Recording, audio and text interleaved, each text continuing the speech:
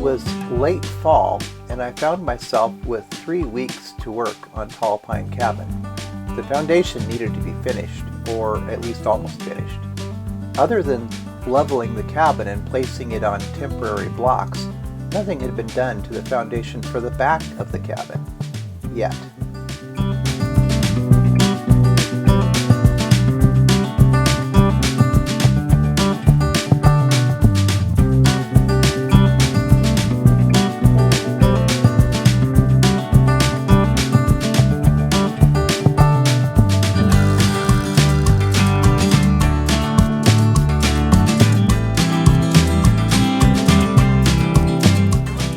Time to start digging.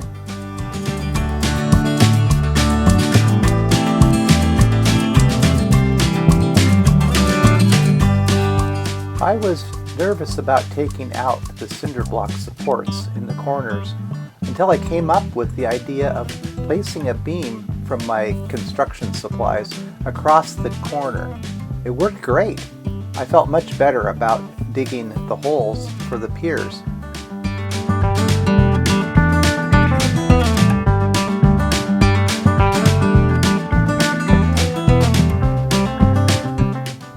A rock that I uncovered looked a lot like a fossilized crocodile staring back at me.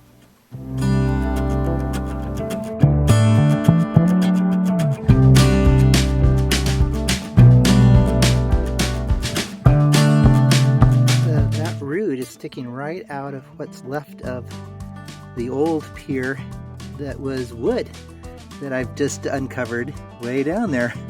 Anyways, we're getting there. This is the southeast corner.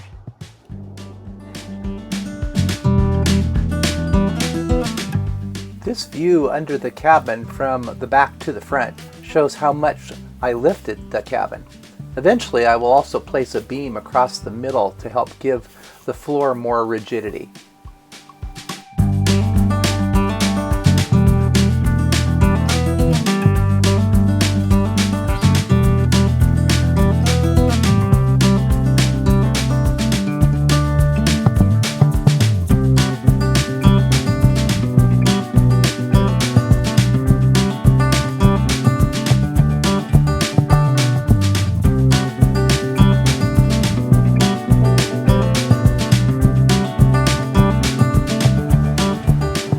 Well, that was unexpected. In addition to a big rock, there was rotten wood from the previous pier, very bottom, and I had to dig way deeper than expected. Anyways, hopefully it's done now, and I'll be able to pour some sort of an interesting Rube Goldberg or type of footing, and we'll see what comes of it. It should be strong. Anyway, so a long ways down there. I stopped by the nearest building supply store and brought back 2 loads of concrete mix.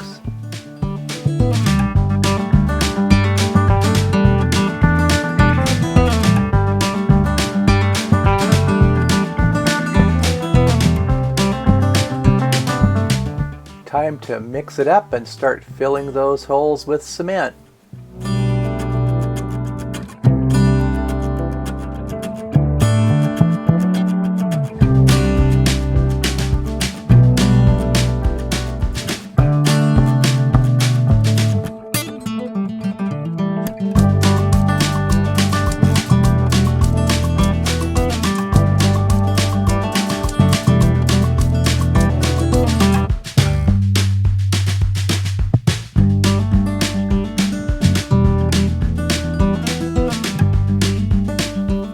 Getting the southeast corner ready for cement.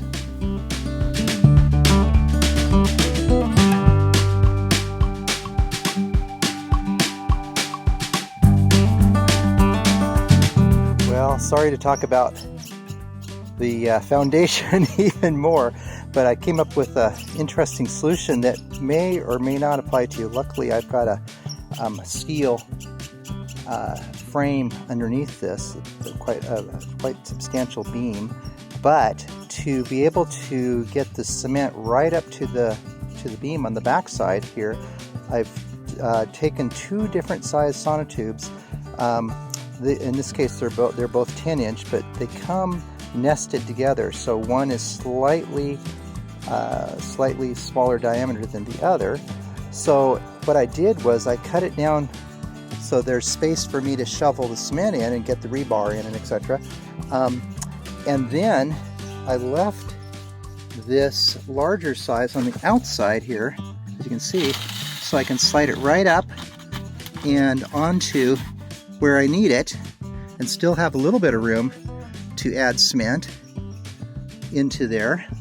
What I'll do is when I get to the right spot and lift it up, then I'll put some screws in around the base of it, just hold it in place.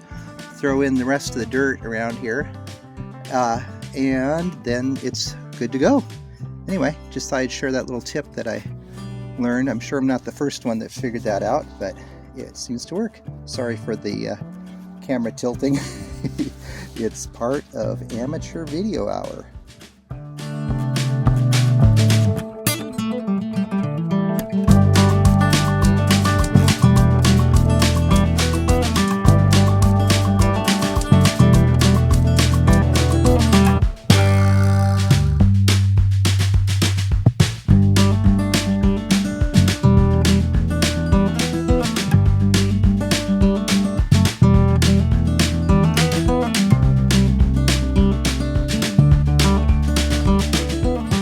Here are some pictures from the southwest corner where I followed a very similar process as I had with the southeast corner of Tall Pine Cabin.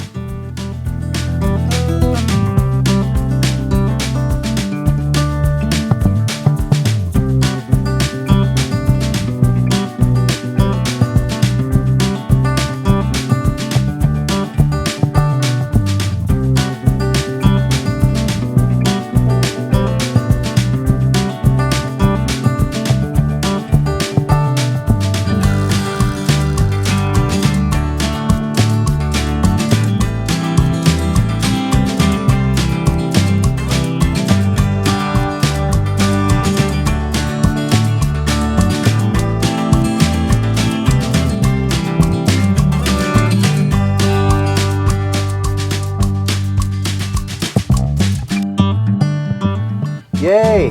I finished pouring cement for the season.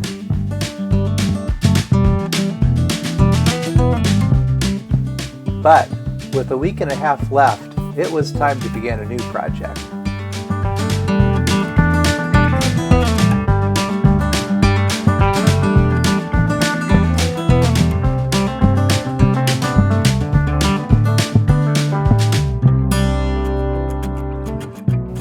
Perhaps you remember from earlier episodes that a number of dead or diseased trees needed to be taken out before work on the cabin began.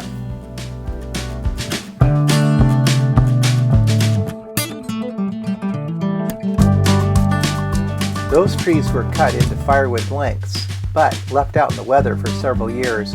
It was time to split them and stack them into a woodshed.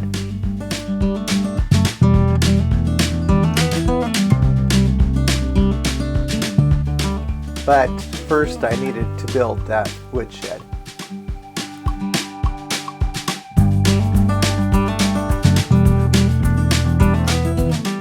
I grabbed some free pallets to use to place under the firewood inside the woodshed as a floor. I did find a spot that didn't take too much leveling. Got the pier blocks set in place and got it ready to start building.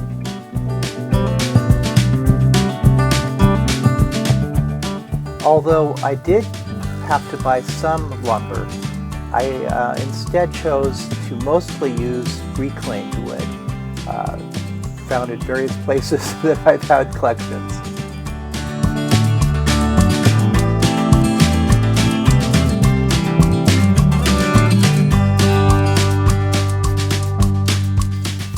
Here are the posts set in place. The front was 8 foot long and the back is I cut to 6 feet long.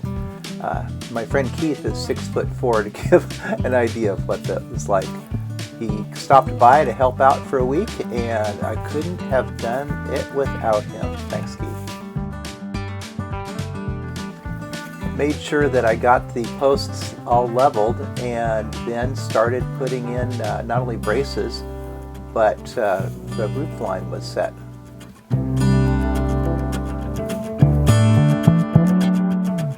Following are various pictures from the construction process. By the way, neither Keith nor I had ever built anything like this before, so it was all a process of watching a YouTube video and then putting the pieces together. It turned out okay though.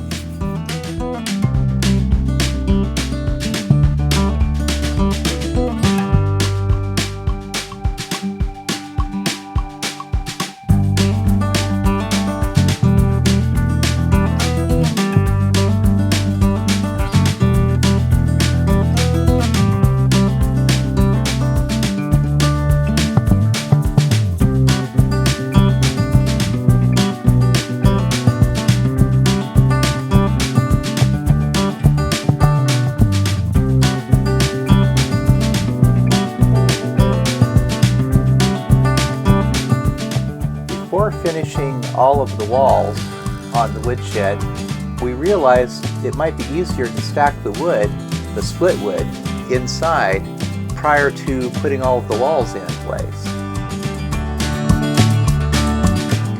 So we rented a log splitter and then began the process of hauling up the rounds from down below.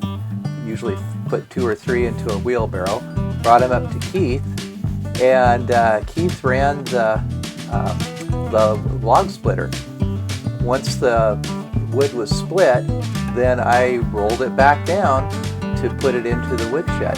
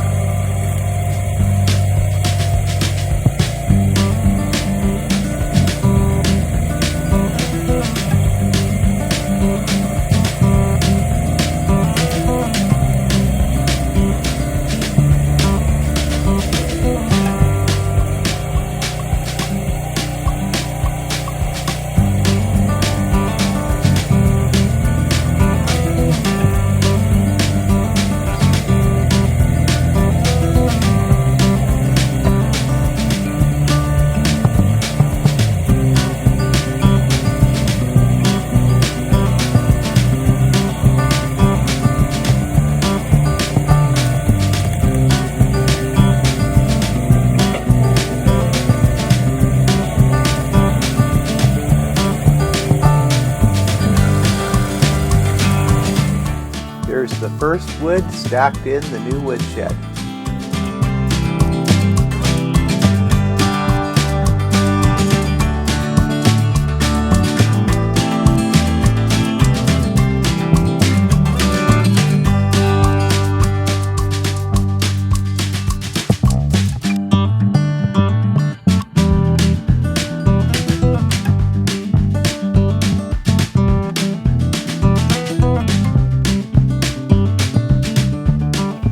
It was a long day of splitting wood, hauling it back up and down the hill, but we got quite a bit done. I think we did 8 hours straight, something like that, just of splitting and hauling the wood back and forth.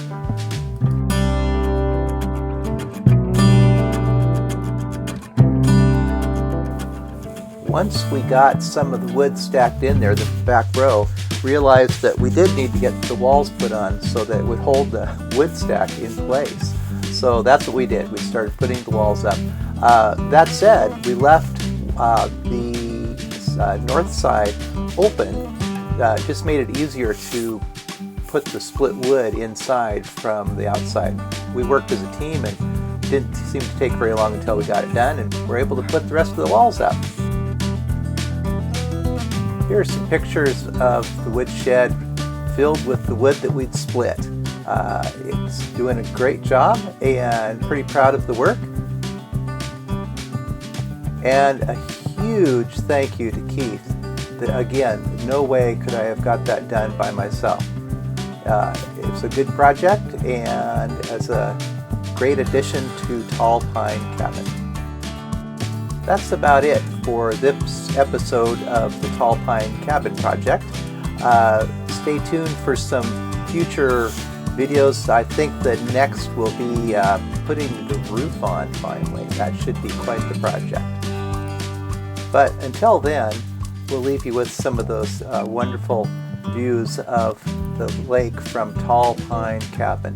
Until next time, thanks for watching.